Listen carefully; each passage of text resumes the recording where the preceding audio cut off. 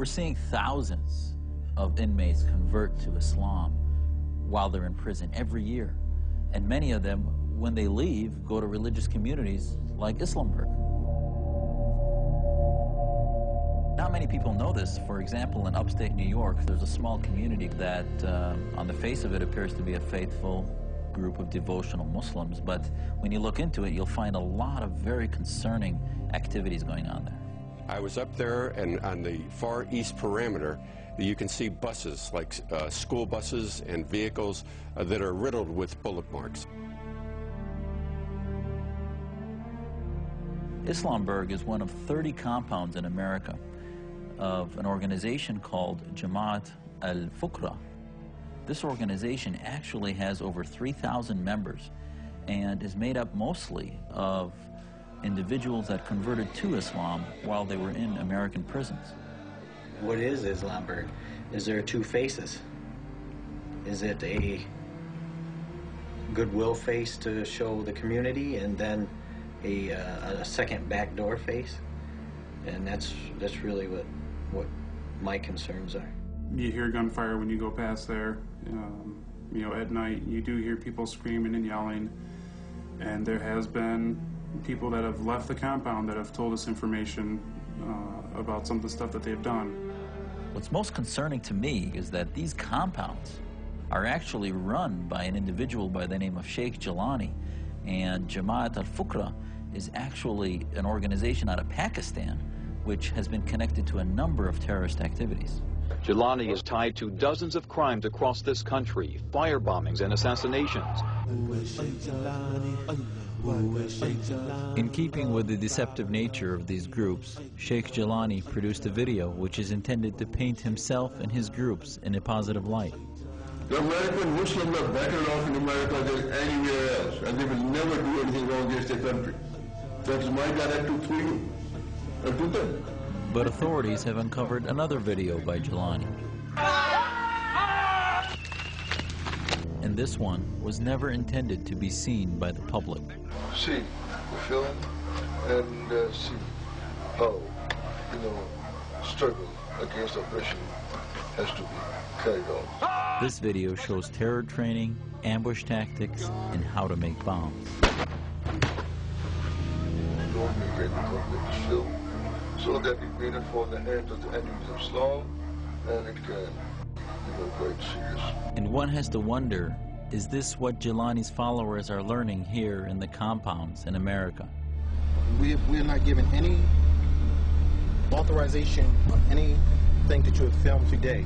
We're not given any authorization for that to be publicized whatsoever. Well, legally, we are not. That is the law. You have to ask permission. Well, I'm not on your property. I'm on the public road here. I know the FBI and Homeland Security are monitoring groups like Al-Fukra very closely, but it's amazing to me that this story just hasn't gotten out, and the media hasn't even begun to uncover what's being taught in these compounds and where Muslims like this get their ideas. And the only way we're going to win this war is to begin to uncover groups like Al-Fukra.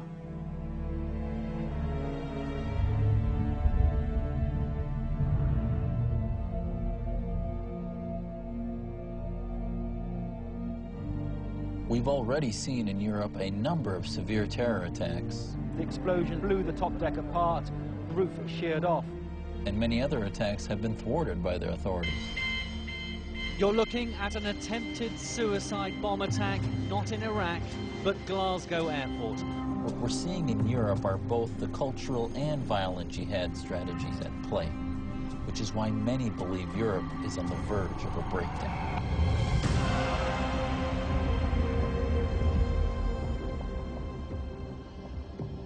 Britain is in a state of denial, as is much of Europe, and to a certain extent America too. A state of denial about the nature and extent, but particularly the nature of the threats that we're up against.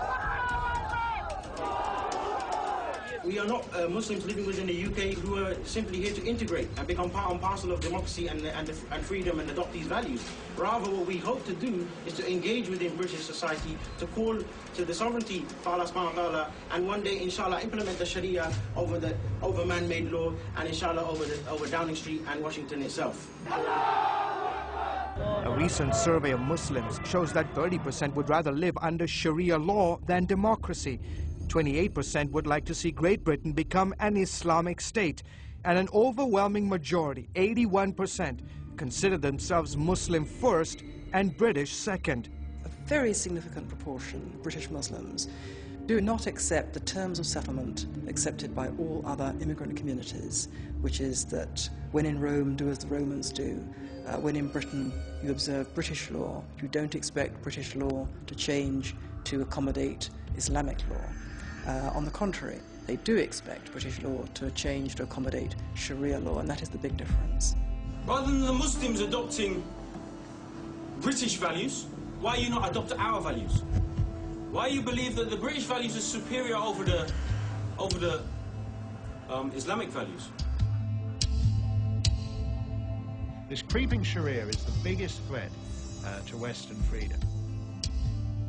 These small incremental concessions that you make for so-called multicultural reasons are regarded by the other side as enormous victories. And piglet on your desk is no longer acceptable. And the Burger King ice cream swirl is no longer acceptable.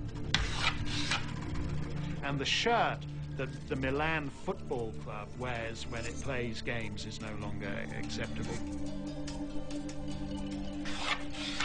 I think those kind of concessions, the concessions made in the Danish cartoon case, they all go the same way. A non-Muslim exercises his right of freedom of expression. He does something that would be regarded as perfectly normal. And the Muslims object.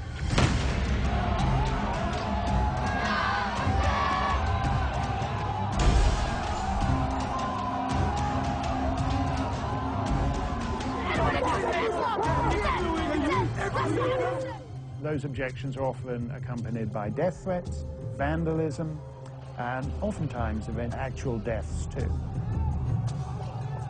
How does the state react? The state generally reacts the same way, by regretting that the original non-Muslims ever did anything in the first place, and calling for us to all be more considerate about where we draw the line. Across the Arab world, there's been outrage at the publication of cartoons of the Prophet Muhammad.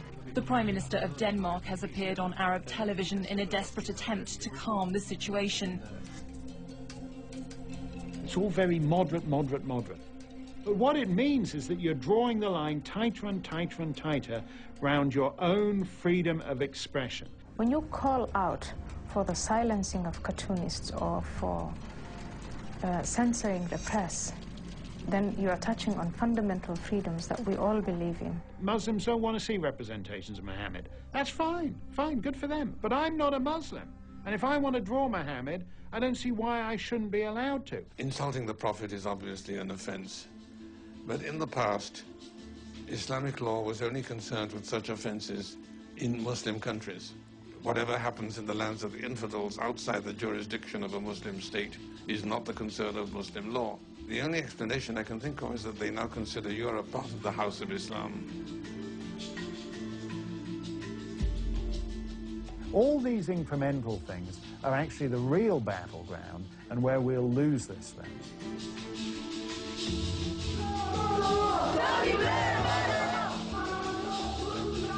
There is another factor in the Islamists' favour, which is sheer demographic weight of numbers.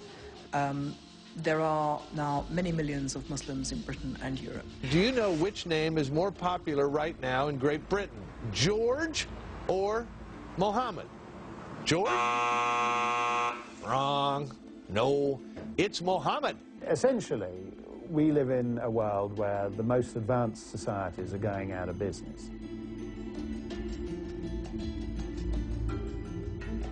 In Spain, they have an upside-down family tree. You have 4 grandparents who have 2 children who have 1 grandchild. You do that for another 20, 30, 40 years, they're not going to be any more Spaniards.